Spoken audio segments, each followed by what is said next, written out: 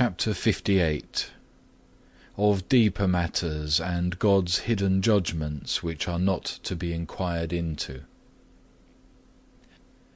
My son, beware thou dispute not of high matters and of the hidden judgments of God, why this man is thus left, and that man is taken into so great favour, why also this man is so greatly afflicted, and that so highly exalted. These things pass all man's power of judging, neither may any reasoning or disputation have power to search out the divine judgments.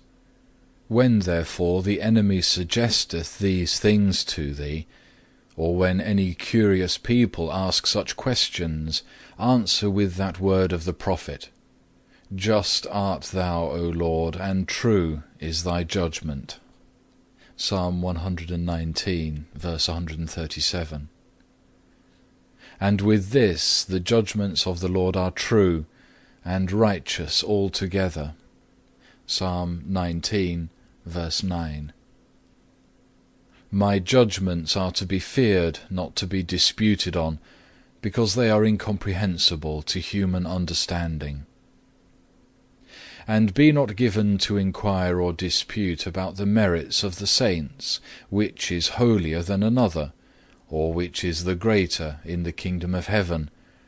Such questions often beget useless strifes and contentions. They also nourish pride and vain glory, whence envyings and dissensions arise, while one man arrogantly endeavoureth to exalt one saint, and another another. But to wish to know and search out such things bringeth no fruit, but it rather displeaseth the saints. For I am not the God of confusion, but of peace. Corinthians 14, verse 33. Which peace consisteth more in true humility than in self-exaltation. Some are drawn by zeal of love to greater affection to these saints or those, but this is human affection rather than divine. I am he who made all the saints. I gave them grace. I brought them glory. I know the merits of every one. I prevented them with the blessings of my goodness. Psalm 21, verse 3. I foreknew my beloved ones from everlasting. I chose them out of the world. John 15, verse 19. They did not choose me. I called them by my grace, drew them by my mercy, led them on through sundry temptations. I poured mighty consolations upon them. I gave them perseverance. I crowned their patience. I acknowledge the first and the last. I embrace all with inestimable love. I am to be praised in all my saints. I am to be blessed above all things, and to be honoured in every one whom I have so gloriously exalted and predestined, without any preceding merits of their own.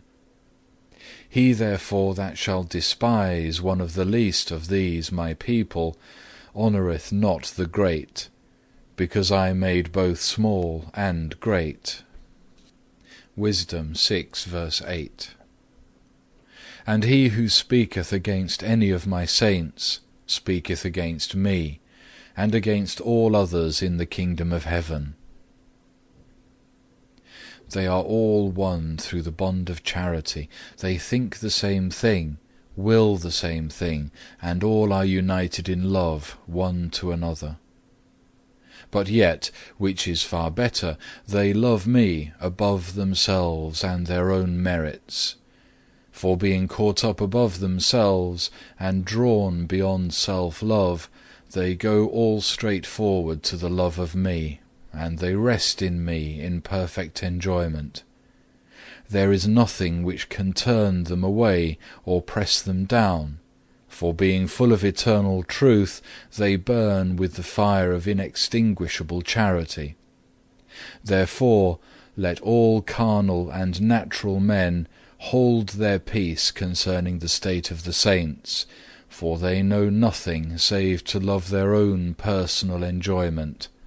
They take away and add according to their own inclination, not as it pleaseth the eternal truth.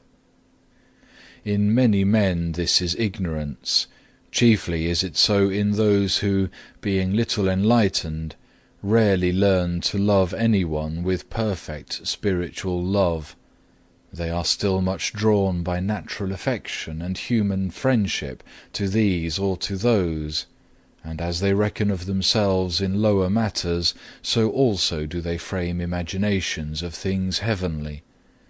But there is an immeasurable difference between those things which they imperfectly imagine, and these things which enlightened men behold through supernatural revelation.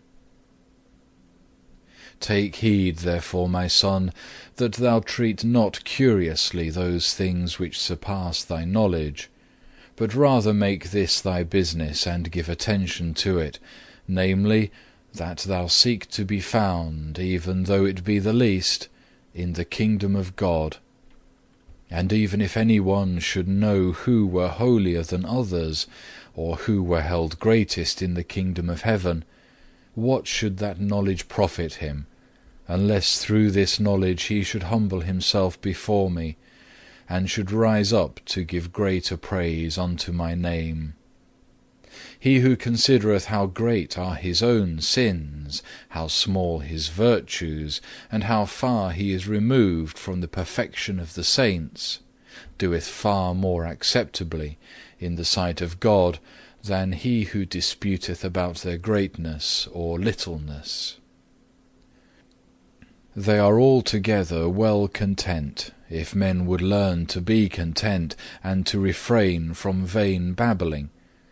They glory not of their own merits, seeing they ascribe no good unto themselves, but all unto me, seeing that I of my infinite charity have given them all things.